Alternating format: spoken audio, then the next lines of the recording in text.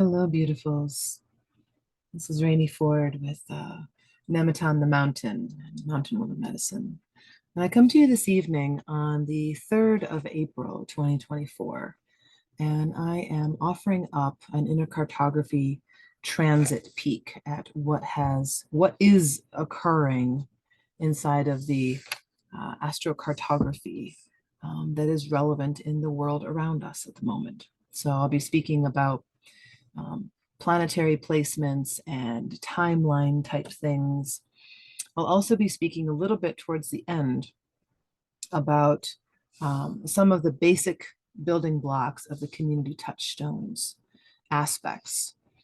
The reason why I'm putting the two of them together is that it very much feels like this eclipse period that we are inside of right now is a changing of a paradigm time period where we are getting shook up, dissolved, disillusioned, taken out of what we thought we were doing, and sort of many of us. Now, I'm not speaking for everybody here, obviously. I can only speak for myself and what it is that I see that could possibly be, as well as my experience with others. And my experience with others has been a lot of watching folks be in and watching myself be in these very turbulent waters. When we come into turbulent waters, it shakes up everything that we know about ourselves. Right? There's what we know, there's how our body moves through life, right? And then there is our spirit and our soul and what it is that we're here for in a longer arc, deeper sort of way. So I look at each person, each being, as being composed of those three main parts. And then what is it like when we as a collective get shook up, right? I mean, all you need to do is turn on the news to see where things are being shook up inside of the world. I do so sparingly, enough to have a sense of what's going on and not enough to be swung out of my orbit to the extent that I become paralyzed. Because once I get into that place, there's not much that I can do, right? So that's the reason why I'm touching into some of the touchstones for community is kind of this orientation point of like, where are we? What's our responsibility? How are we engaging? What does it mean to become sovereign aware, right? Aware of our sovereignty. What is it to choose others and be in that inside of that choosing? When we choose others, we share space with our own reality and what will be best for us. We share that space with another, right? I love the simplicity of definitions around love being when you love someone, you choose to take them as a part of yourself, meaning you want the best for them that you would want for yourself. Now, a best for someone else might not be the same thing as what your version of what you think would be best for them, right? So we get to trust those that we love, that what they want is the best thing for them. We then get to reevaluate back, is this love where I am close with them and they're doing the best thing for them? Is that there's a catch here? You don't get to question it. You do get to evaluate whether or not it is something that is healthy for you to be around. And if so, how close or how close or how far apart, right? We might find ourselves evaluating these things inside of our friendships, inside of our partnerships, inside of our blood family, our chosen family, coworkers that we work with, things that we experience and explore inside of our local communities or far-reaching communities. So this sort of banging into things and discovering what's happening is happening all over the place. I mean, it might even be happening just simply within ourselves. That might be with physical things that we are experiencing in our body, mental breaks that are happening, emotionally challenging places and parts Parts work might be kind of like all up in the air, right? Everything's kind of like suspended, and we may not know what's solid ground in this eclipse time. So I would like to share my screen, and I want to walk through. There's the April 8th one. Okay.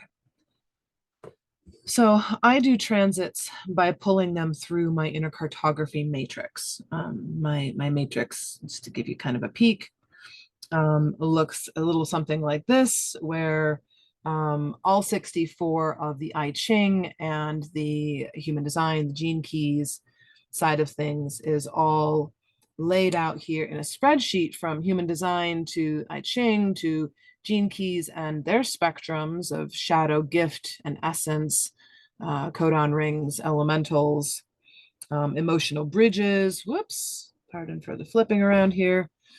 Astrological and different sorts of nature connections. So there's a number of different systems that InnerCartography, which is how I look at multiple systems, I get to kind of lay it all out and have a sense of what that flow might be composed of, right? And so I just take you to where I drew this information from, which is a mixture of the Just Now chart, which is human design here, and I pulled it from an ephemeris down here. So we're looking at March 8th right here, and this is all of the keys and the codes that are a part of that timeline. You get to see the planetary side of things here, so they get tracked over. I want to draw your attention over here for a quick moment. This is what the map looks like for the for April 8th. April 8th is our, okay, quick orientation. April 8th is our new moon solar eclipse, right? That's the big hubbub where, you know, the it's going to go dark in the middle of the daytime. If you're here in the Northeast, it's going to be around 3 o'clock ish. And for about 3-4 minutes, things are going to go kind of dark during the daytime, right? So that's the solar eclipse, where the sun is being eclipsed. The sun, the light, the fiery, the connection, that the existence that we have on this planet because of the sun is for a moment in time going to be, you know, not hitting Earth during a time when we would normally expect it to. March 25th was when we had its counterpart, the lunar eclipse.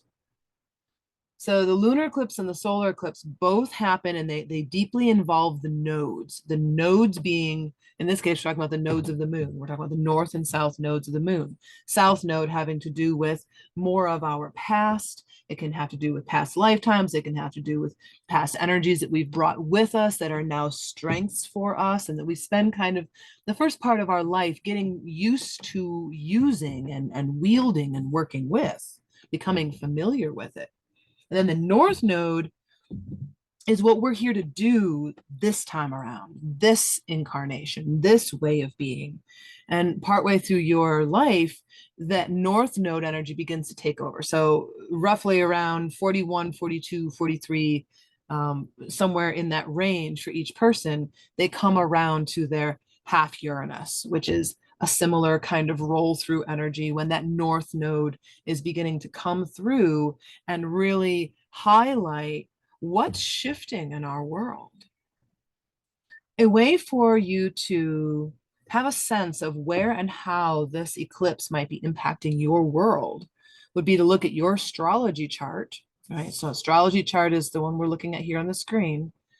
Look at your astrology chart and see where 19 degrees of Aries, 19 degrees of Aries is where this eclipse energy is taking place, right? It's taking place on this Aries Libra axis that's rolling right through in this chart here. We're looking at it being the second and the seventh houses, right? So we're looking at this energy, and if you look at the chart, all of the energy is being clustered to one side of things.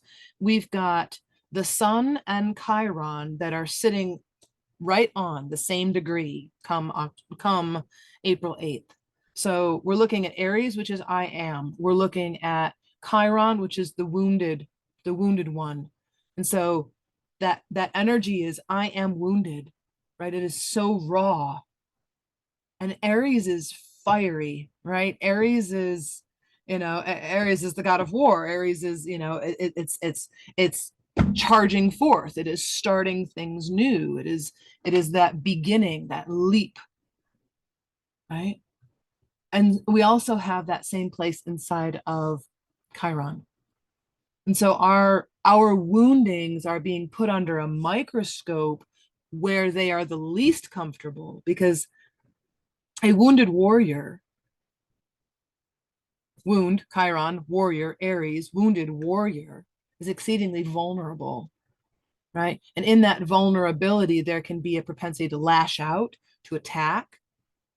There can be a desire to hide, like to not want to deal with, not want to have to go through, not wanting to have to experience all of this.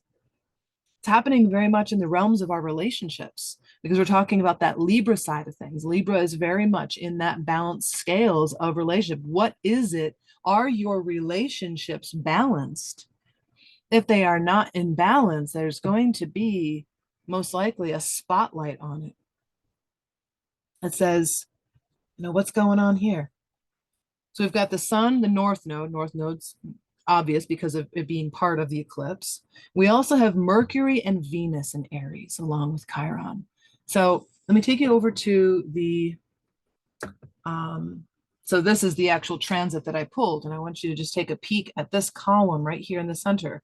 We've got sun in Aries, and I'm just showing you what I mean. The moon actually goes into Aries for a brief period of time during that day. We've got the North Node in Aries. We've got Mercury in Aries. We've got Venus in Aries. We've got Mars in Pisces, right? So Mars, our conflict and our growth is also in a place of deeply sad, of doubting, of worry, of what is it that needs to get managed here in order for things to move on, right? To move forward in a good way. Good way, meaning healthy, meaning capable of increased and expansive inspiration, ability to grow both individually and together. And then we've also got Aries down here in Chiron. Right. So if we take a look, I'm going to scroll backwards. See this 51 here? So this is the gate of shock. This is the gate of shock and the deep need for courage. It's the willpower. So we're in the will center. So the will center is where we where we commit and where we follow through. It is this driving force, right? And so while I'm speaking about these different centers that are in play and these different gates that are in play, if you look at your own, in this case, you look at your human design chart. Remember, a human design chart looks a little bit like this one right up here. This is the human design chart. I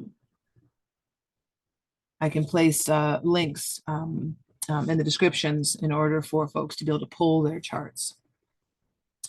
So this gate 51, this gate of shock, willpower. So in looking at your own chart, you can look, and not only can you look to see where does 19 degrees of Aries fall in your chart, what house is it in, what is it next to, are there any other placements inside of your chart that have a 19-degree placement? Do you have others that are in the quarter cross layout? And in the human design side, things you can look and you can see, do you have a will center defined or do you not? So for example, I do not have a will center defined. And while I may feel this energy deeply and powerfully as though it is my own, it is because of a transit that I have it. It is not mine. And so it is important in these times to also make decisions that you know you can be with, right? Don't get caught up in what it is that's being birthed through and instigated through the planets, in a sense, and make it so that we can't, as humans, be able to be with and follow through with. We have all these different placements in Aries, Mercury and Venus. So we're sitting in 42, which is the finishing of things. It's the increase. I'll pop over here to the gift. Whoops, there we go. Mercury 42. So it's expectations and detachment. Venus, 17, gate of opinions and farsightedness. Right, so we're wanting to look down the line and in a sense be detached here. So that means that we want to be so fully inside of our own skin suit, solid, right? Here, that this detachment allows us to step back into our own being and come into our sovereignty in a deeper way, in a more expansive way, growing our ability to be in relationship in deeper ways, right? This is a time period of things changing. There's a lot of relationships that are going away, that are changing and evolving. Um, there's a leaving behind of a previous way of doing so. What's being left behind? Where are we having a hard time letting go of a thing? It's not easy to let go. Why have we needed to let go? What might we need to let go in here that changes our external experience, where there may need to be less letting go out here because we're more in alignment and in attunement with what's going on in here. And so we're able to make more aligned choices as we move along. It's a lot of pieces involved. So as we go up here, here's the gate 51 in the sun. We've got gate 51 in the moon it goes through, gate 51 in the north node, right? And then all the way down here in Chiron, we have it in 51. So this gate of shock is showing up multiple times. So wherever in your world you might be feeling this energy, I invite a gentleness. I invite a courage and a strength, even if it is not something that you normally feel in your own world. Wherever you're going to feel that agitation, it's a portal of fears. The dilemma is harshness, right? Of being a victim of anxiety. And so wherever we have this agitation inside of our being is a place where we can apply courage. That can be supportive inside of the unease that we might be feeling. So unease and agitation often kind of walk hand in hand together.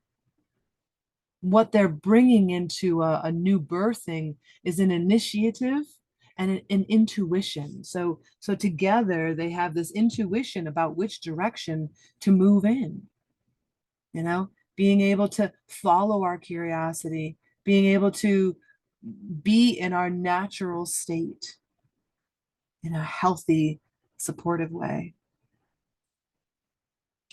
Wow. See if there's anything else that I want to touch on. Jupiter. Jupiter is our luck and our laws, right? So how are we moving forward in a cohesive way? How can we find places where we can find some luck in this process, where there can be a bit of a help and a bit of a support. We've got gate 23, line 1. Gate 23 is the gate of simplicity, right? So we have simplicity is its gift.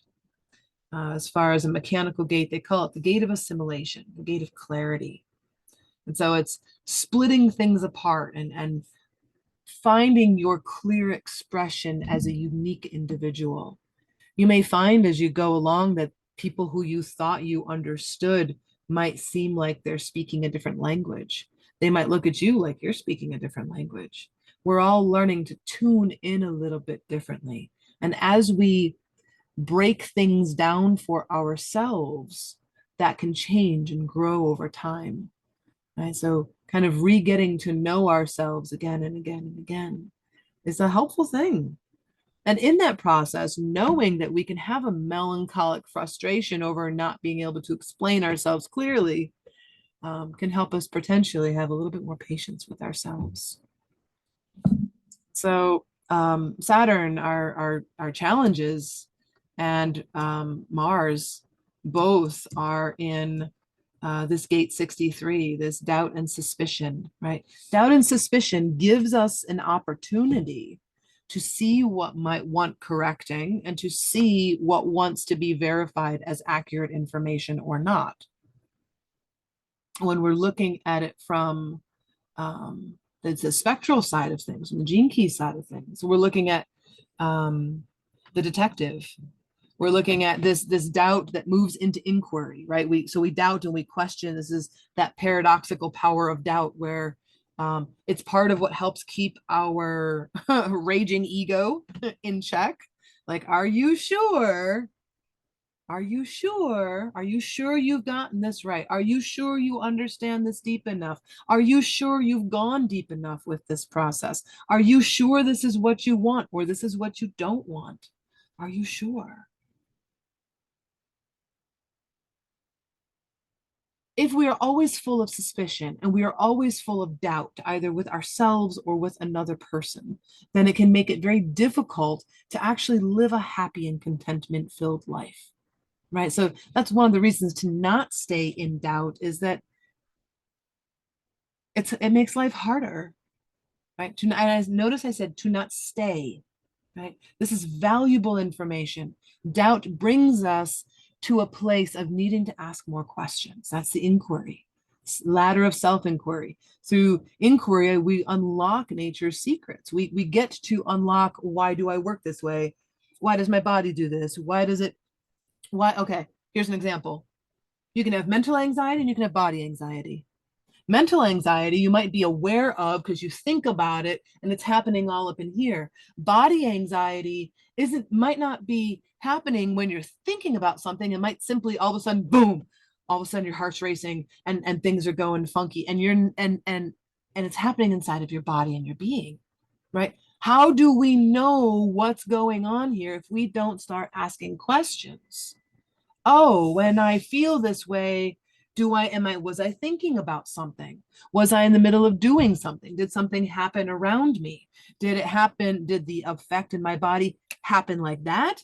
Or did it happen over a series of thought ponders, right? So through inquiry, we arrive at our truth.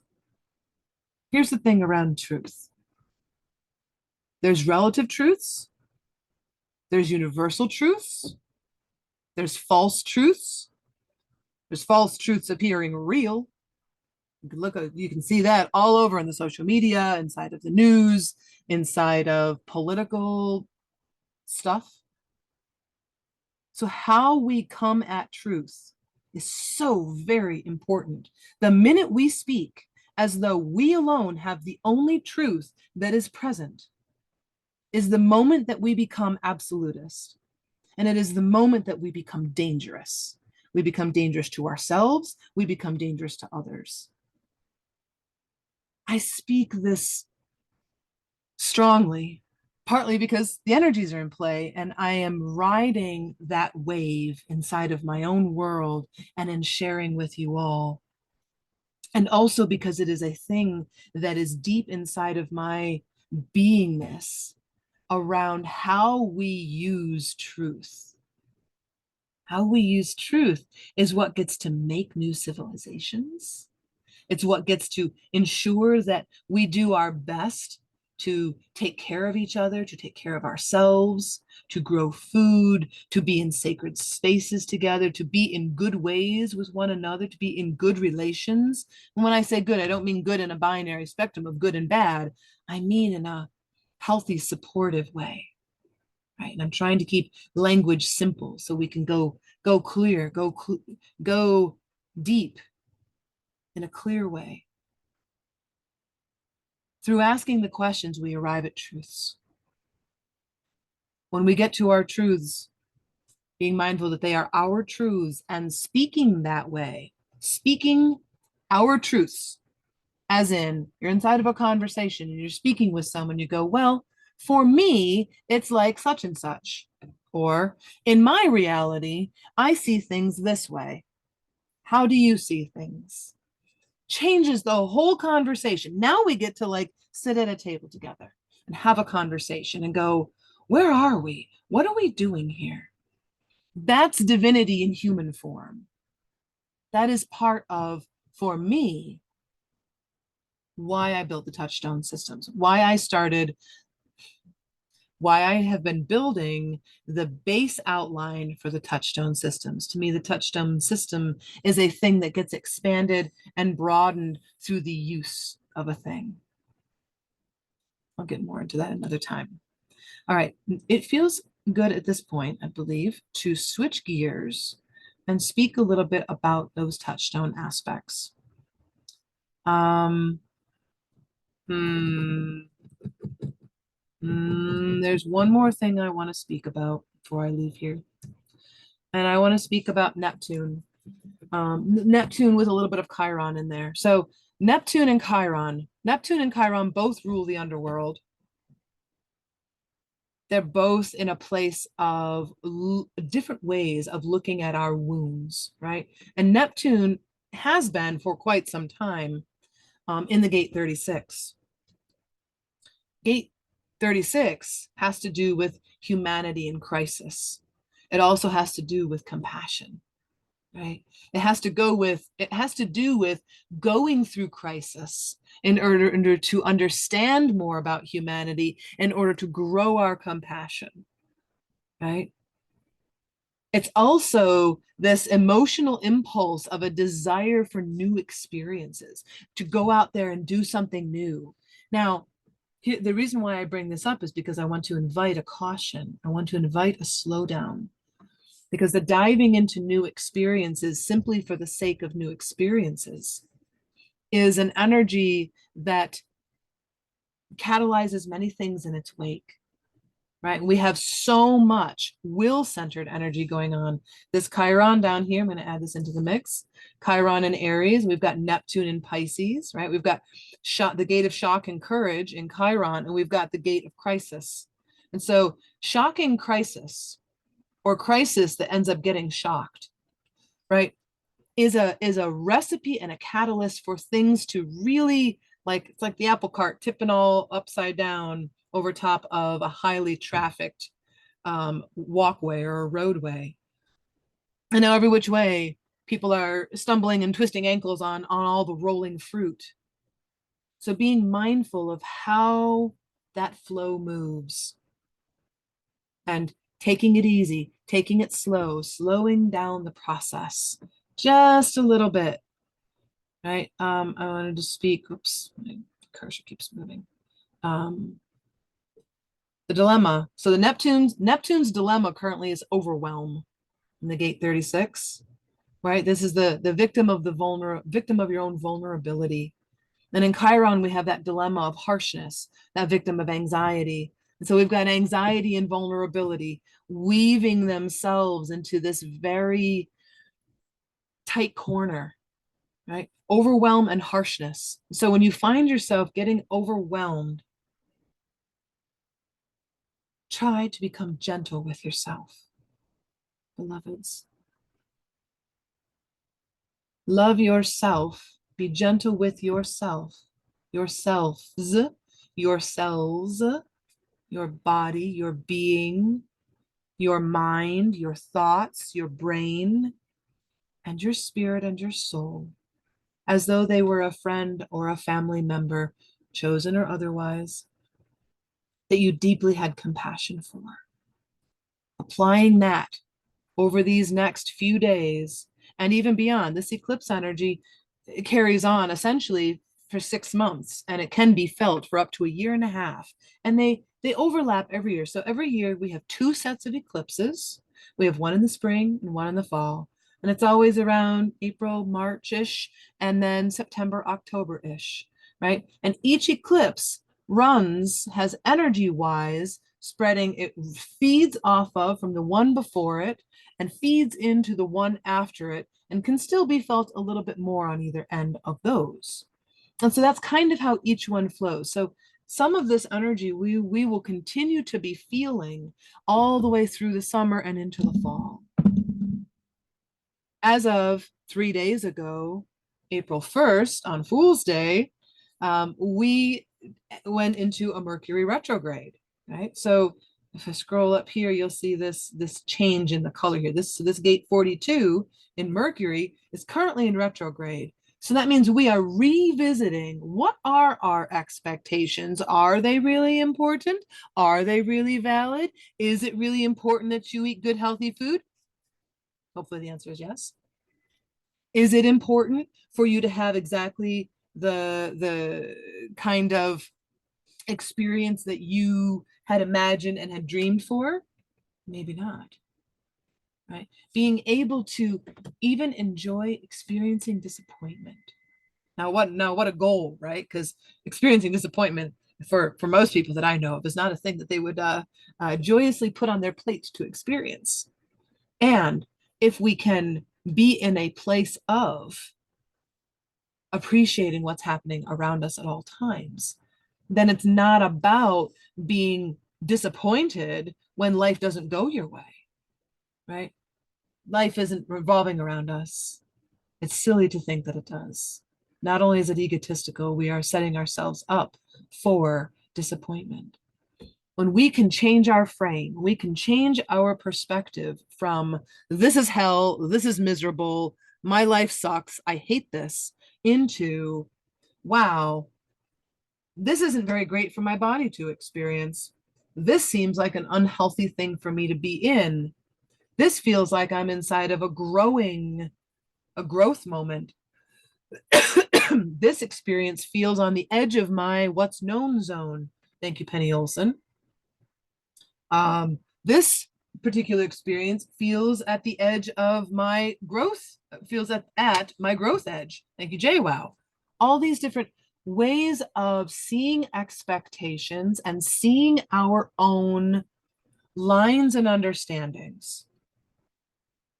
I can find myself looking at a particular thing and being so focused on it that I fail in those moments. Not fail.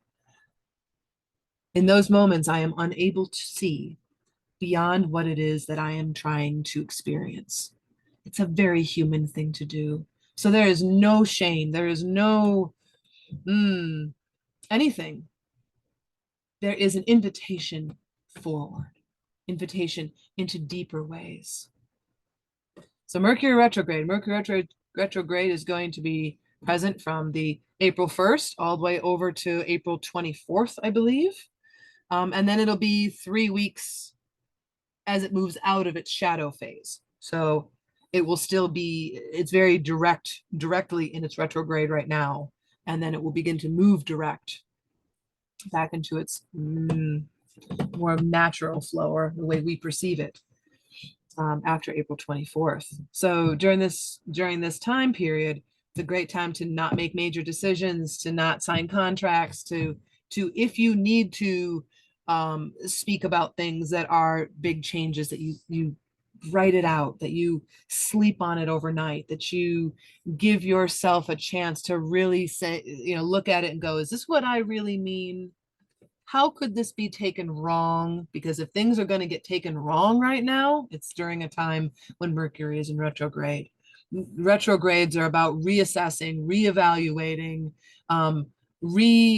revisiting, right? Reassessing, reviewing.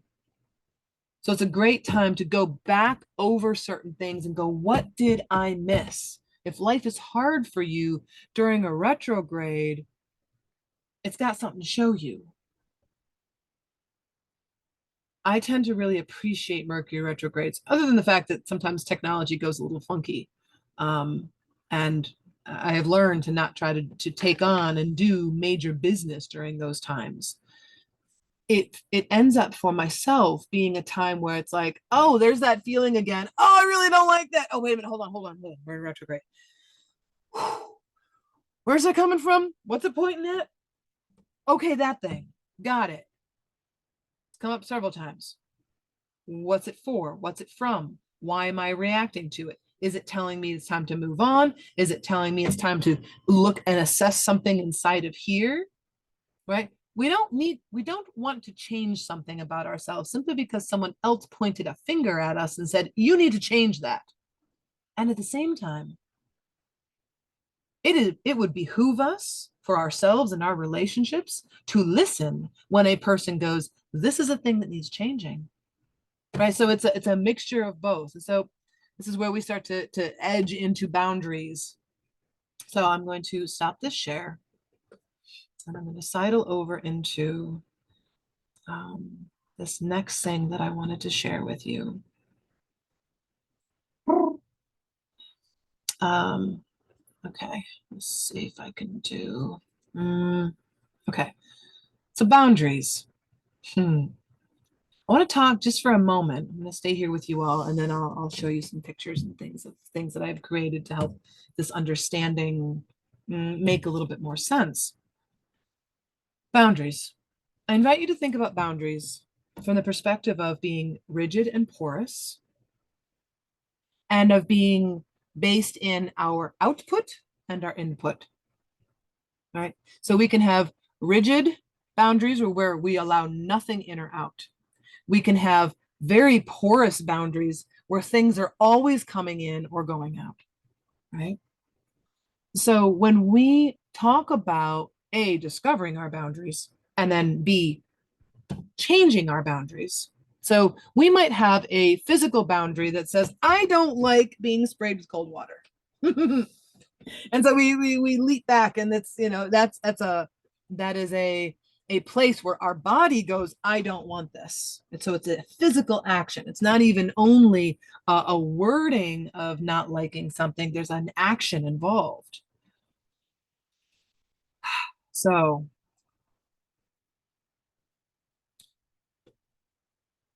boundaries on the output, movement away from something. Boundaries on the input is where we allow things to come into us, where we allow ourselves to be affected.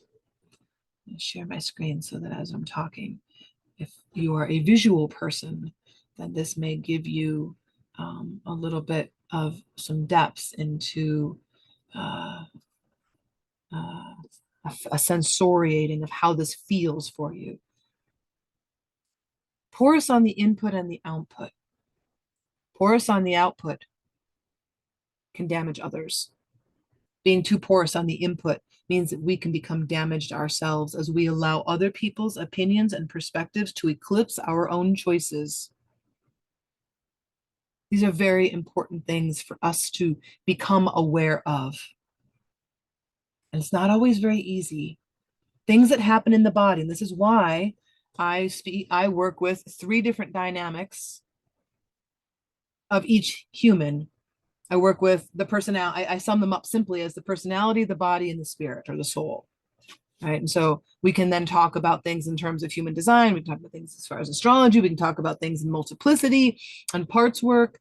And we can see where and what needs to be shifted just a little bit. When we are rigid on the input and the output, we isolate ourselves. We don't allow ourselves to engage and to feed with others. And we can also starve others who we may be in relationship with, right?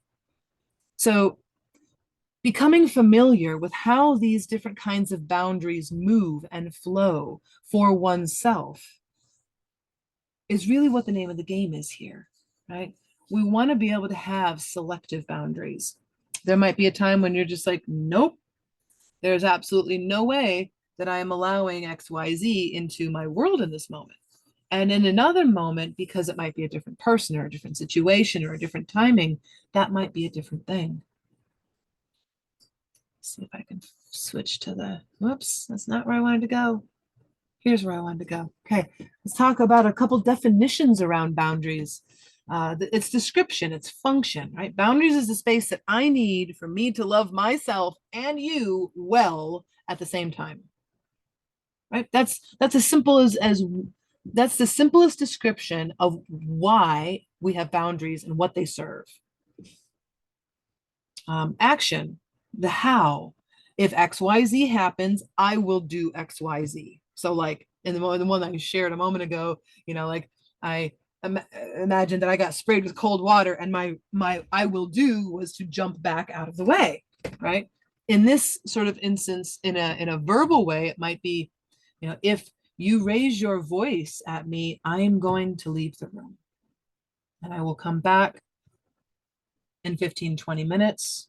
And if we are in a place where we can speak in normal range of volume voices, then we can continue.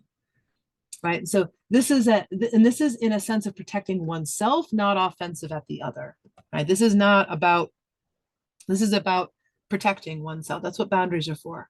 Boundaries are for defending oneself, for being with inside of the totality of what is needed. And the boundaries is the nope wall. Rationale, the reason behind our boundaries are the edges of our 3x3 at least square feet of turf that we get to experience this life inside of, and that we also get to honor that same thing for any other around us. The problem in this world today is that that is not necessarily something that automatically happens. We do not inherently respect each other. This is a way of respecting, to honor our own boundaries, to stand up for what we need, invites and shows others that they are worthy of doing that for themselves too. And then when we do that with and for others, we pass that along. The value, the supports, our boundaries can create spaces for others as well as making room for our own beingness. Practicality, communicating one's boundaries, becoming strong inside to be able to follow through on said boundary and still keep one's heart open in other healthy, aligned ways. Right? Being able to communicate, being able to stay strong while being inside of that boundary. Now, sometimes those boundaries happen and they need to be enforced, and we're hurting. And so there's a need for courage in there. Right? That gate 51, that gate of shock, that gate shock and courage, right? We need courage because we've been shocked. And so it's about reinforcing the edges of who we are, while at the same time we are composting internally inside of those boundaries with what it is that our soul is trying to compost and alchemize in this journey. This is a little bit of a multi-docs. Thank you, Ronnie Jean, around boundaries. Right? We can have boundaries for and from ourselves that are based in protection and self-growth, physically, mentally, emotionally, spiritually, and in our service. That's the PMESS.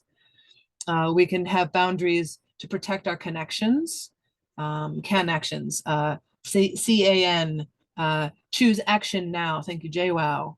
That is where the relationships where we get the opportunity to choose exactly how we're going to be inside of those moments. Our family, our community, our business. We might have boundaries that help to protect a code for our family, for our business, for our community. We might have boundaries around a guardian trajectory. So a guardian in our world is a guardian that is also responsible for guiding in a specific trajectory. So for example, in the apothecary, I'm the apothecarian, and I guardian the process of how the apothecary flows. I have been in service to this apothecary for 25 years now. So I am honor bound that I have accepted that bonding, that honoring, that I live in relationship with this organic apothecary that is always moving and growing and changing, and I'm responsible for it. And so there's boundaries around how the apothecary gets worked with, who works there, how things happen, and so forth.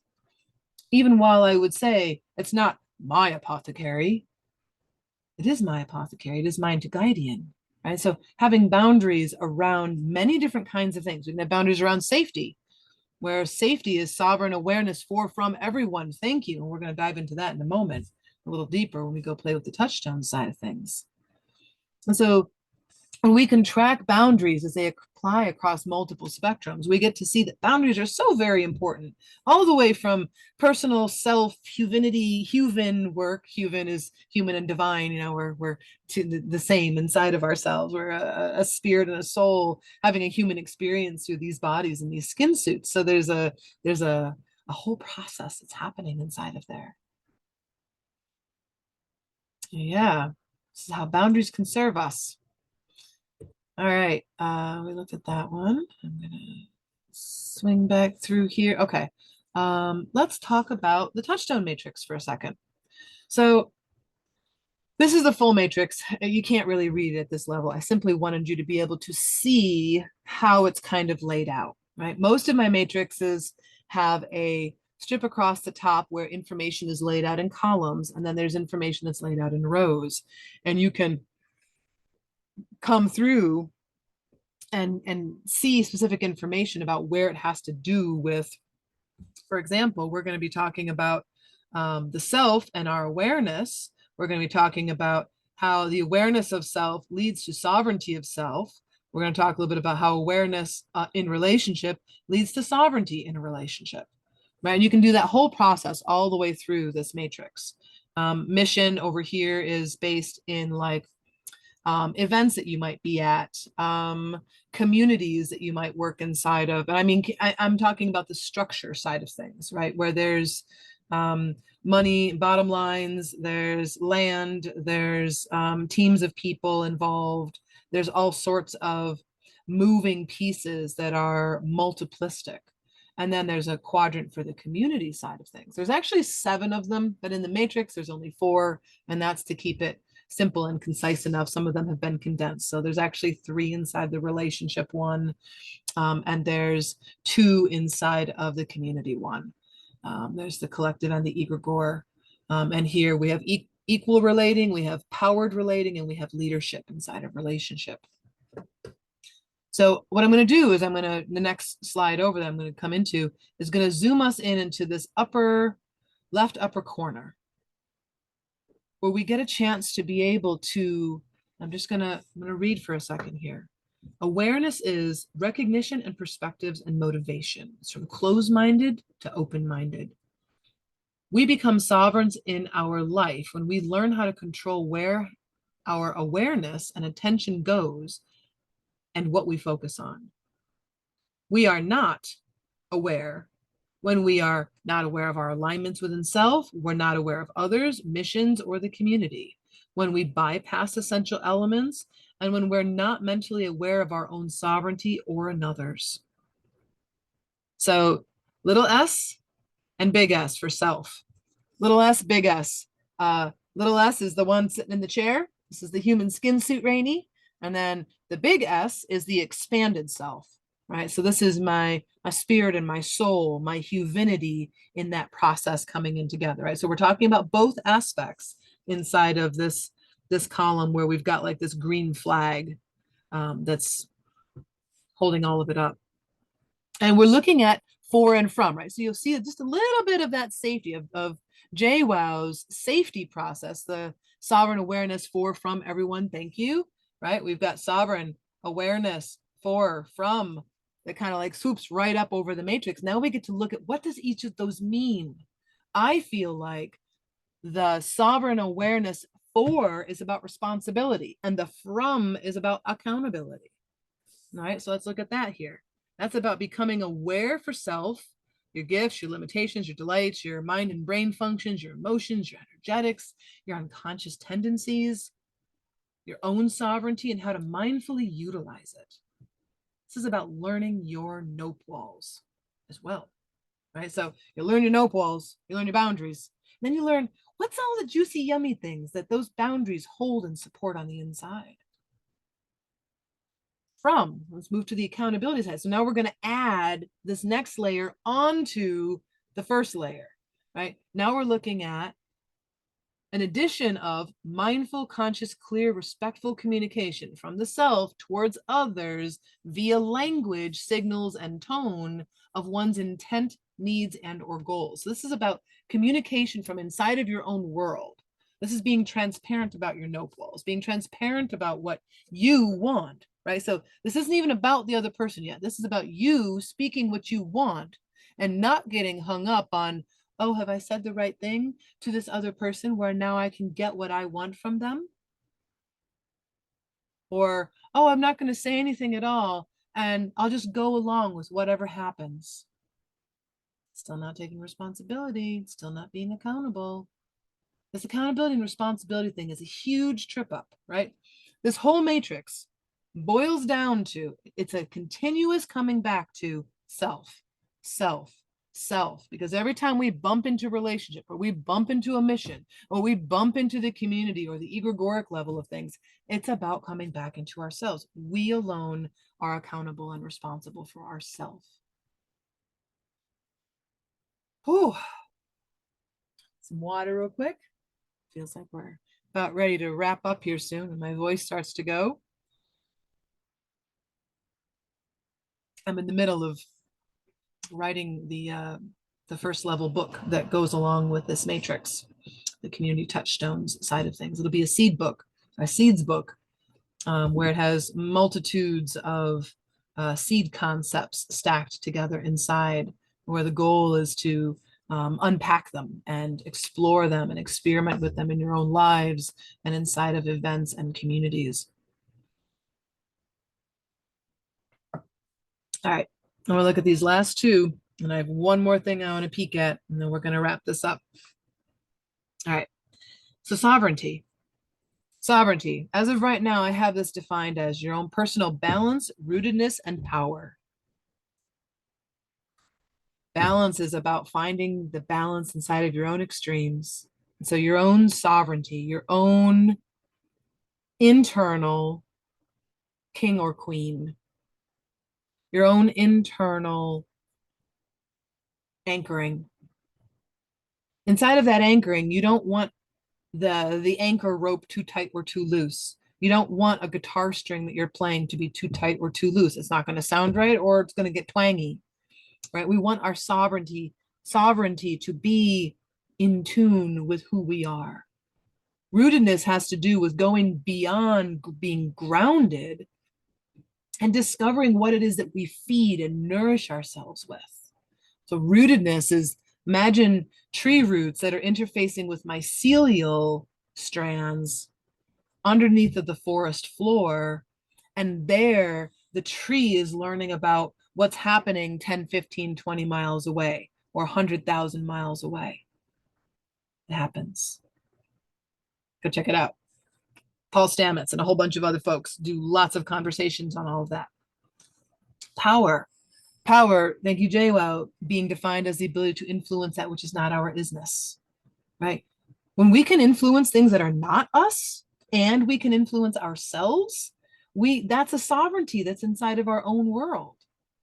The sovereignty here, and I'm going to skip the notness for a moment. I'll come back and catch that at the end.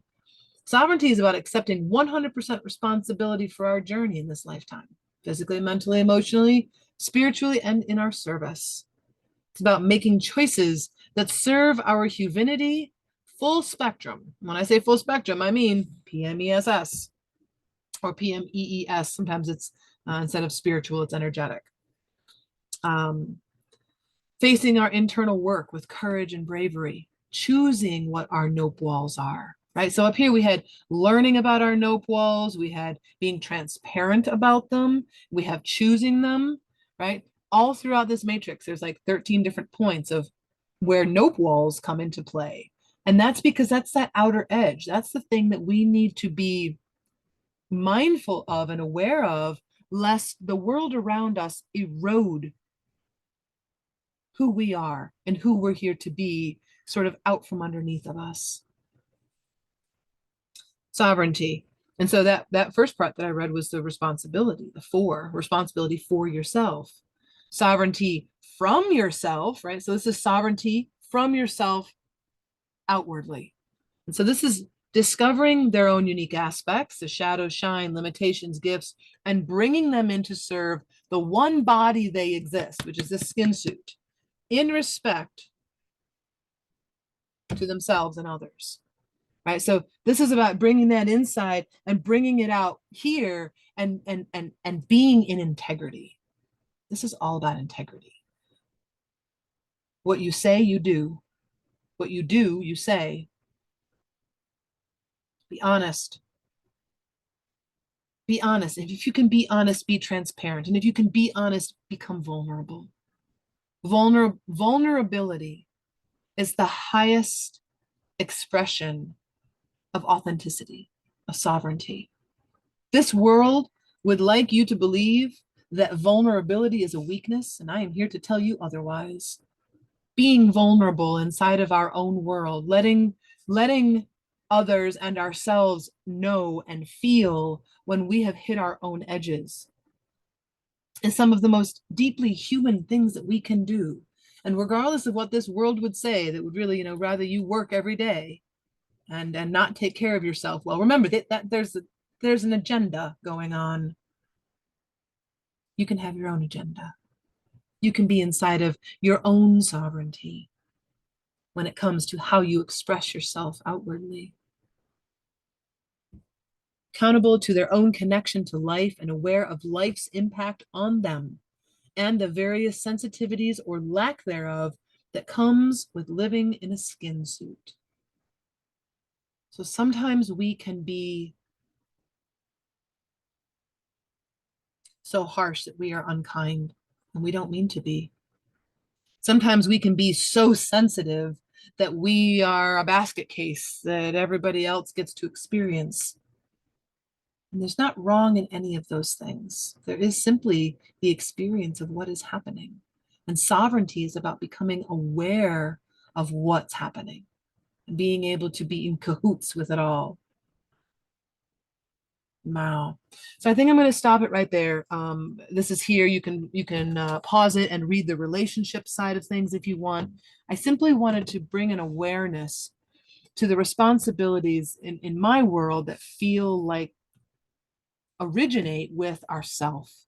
And so as we, get out there into the world and we go to events this summer and we, engage in the fun of spring and going out and meeting new people and, what happens when we meet new people, we get to have this core rooted, grounded piece of who we are inside while all of this is happening out here, and how we can be in a place of being in good, deep relationship with when we go to engage with others. It feels really, really important.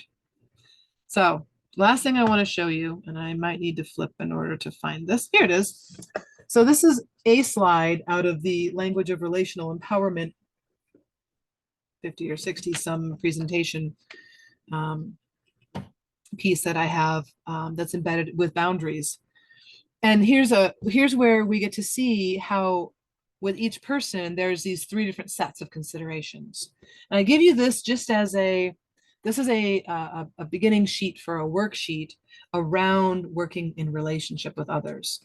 So while we didn't cover the relationship side of things in the touchstones, I leave you with this thought that every time we come into relationship with ourselves, there's these three at least different aspects that we get to look at in ourselves. And when we come into relationship with another, we are now coming into relationship with their three sets of things, while we are responsible for talking and sharing with the person. So imagine yourself as A, and imagine another person as B. And imagine that this AB up here is the relationship, the friendship, the partnership, the spouse, the whatever the thing is that represents what you become and you choose together, right? So you have your innocent getting to knowing down here. This is how A understands B and B understands A. And now imagine on each end here, there's a set of ears and a set of lips or a mouth, right? And so it's being responsible for how we speak and how we listen. I cannot tell you how many times someone will speak and what the other person hears of the words that were spoken do not land as the speaker intended. And so a very simple thing that we can do is to repeat back what we thought we heard, what we think the other might have meant, and ask for clarification and verification. Verifying, is this what I heard? And clarifying anything that might feel a little foggy. Clarification and verification have been around for a long period of time. They are two standards inside of communication that don't often get taught anymore, right? Spending time getting to know what's going on with our language as we're getting to know another person. Someone's nope walls exist around the outside of their sphere, right? And then they've got their layers inside. And how we get to know another person is A, based on consent. It's based on them inviting us into their world. Because if we go into their world and if we read them and share with them our readings of them, we might find ourselves in a place where they're like, excuse me, I didn't give you permission to look that deep. Or I didn't give you permission to say, oh, I get to engage with you on that level. This here is a map for how we can look at how we talk about ourselves, how we listen to the other, how we talk about a relationship that's forming, and how we listen to what's getting created by the relationship. We can look at the relationship and see what it's made of, and we can feel its impact on us. When we look at the fact that this image on the screen is relative for two people, and we have, I don't know, let's say we've got 3 for each person and then 2 for the other, and AB only has 2 because it doesn't have a body, but it does develop its own personality, right? Like you get power couples, you have two people walking around together for a long enough period of time through life gain its own personality, its own reputation, its own vibe, right? So that's why there's 2 up here. So we got 3, 6, 7, 8. We're going to count the arrows 9, 10, 11, 12, 13, 14. Now we're going to count each end of the arrows 14. I'm going to hold 14. 1, 2, 3, 4, 5, 6, 7, 8, 9, 10, 11, 12. So 12 plus 14, 26. So we got 26 nuanced variables that are potential to look at, to consider when it comes to 2 people relating. 2. This is part of why it is so important that we get to come into healthy relationship with ourselves so that we can be ready and be prepared to relate with others in these sorts of ways and not feel like we are out to sea with no paddle, or we are, lost in a sinking ship, so to speak. And regardless of what the astrological weather out there might have us feeling. In fact, here in the Northeast, the actual weather, it's very wet and snowy and it's getting funky. We're diving back into winter again. We were just in the 70s not too long ago. Right? And so as we are in this very swirly time, it is my hope and my prayer for each of us. We take the time and create the space and the opportunities to really listen to ourselves, to be aware of where, why, and how we pull back and retract from things the way that we do. And the same for why and how we lean in. Getting to know ourselves is such a deeply pivotal and important piece for so many of us. I wish you blessings on your week to come and in your journeys throughout the summer. I look forward to seeing folks in my travels. And as the time ticks on, I will be uploading and bringing more of these pieces into a place of sharing. And I look forward to that as well. Lots of love from the Mountain Beautifuls. Until soon.